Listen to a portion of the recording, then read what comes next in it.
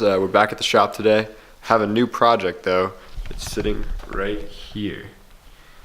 Well, this is part of the project. It's my brand new, well, new to me, 1989 325 IS E30 BMW.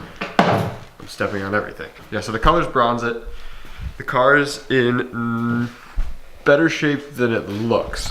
So for a long time, this car lived in California, and then somebody in New York bought it. They blew up the M20 that's in it. And then a guy from Vermont bought it near me, and he doesn't want it anymore because he has too many projects he's working on. So he passed this project off to me. This is the start of the idea right here.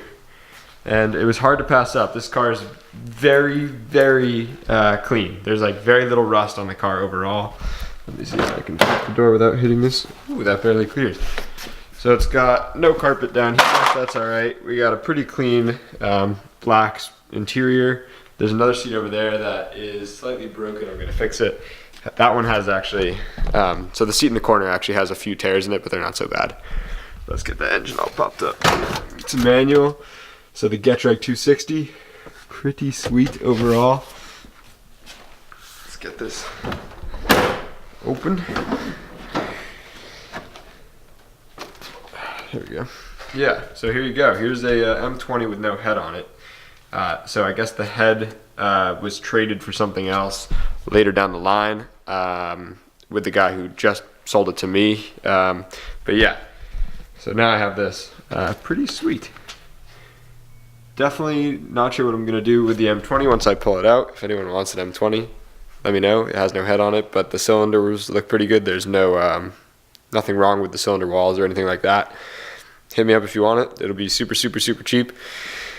Yeah, so this is the new project. Today I'm gonna see if I can't kind of make some headway on getting this engine out. We'll see. And also the wagon is back in action. So the wagon, if you didn't know, had a misfiring issue and it wouldn't start, and I, for the life of me, could not figure out what was wrong with it. It turns out the starting issue was just a bad ground wire, just a bad ground. It would have been so easy to fix, but I had Jake Weil at Weil Motorsports fix it. He's great. He's in Walpole, Mass. If you ever need help with a BMW, he's the man to go to. The misfiring issue ended up being my O2 sensor melted, and I thought that was the cause of the misfire, but it turns out once we fixed the O2 sensor, it was still misfiring. And that's because when the O2 sensor burned, it sent a bad charge, or some too high a voltage charge to the ECU and fried one of the wires. So we opened up the ECU and soldered in a new wire, and now the car runs great. So yeah, it's a little annoying, but you know, back on the road again. I'm sure it'll break soon. So the first step, I think, is going to be removing the hood. Since it's a clamshell hood, I think it's going to be better to take it off so we can jack it up and actually get under it. I think it'll just be safer. So let's get that off right now.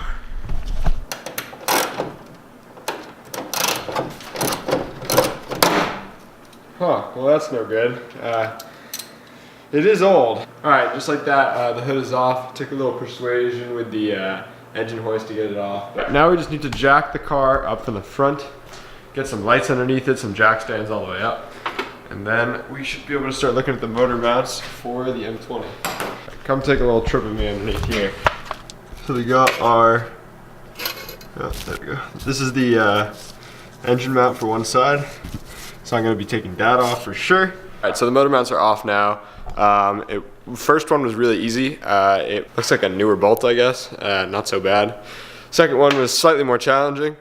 I had to put a different ratchet on top to get it off, but it wasn't so bad. I'm back. I got back from class, and now I'm here with Kelsey. Say hi, Kelsey. Hi. She's gonna do some homework. I'm just in here. It's a little later tonight. Whatever footage you just saw was earlier in the day. And I'm going to continue to try to get this motor out. So what I need to do is the AC compressor, that's what I learned what it was. Didn't know that. Has some stuff back here that I just need to get undone. And then it should come right out. And then we just need to pull the drive shafts out of the transmission and the shifter linkage, or we should take some dash panels out, and then we can pull the motor.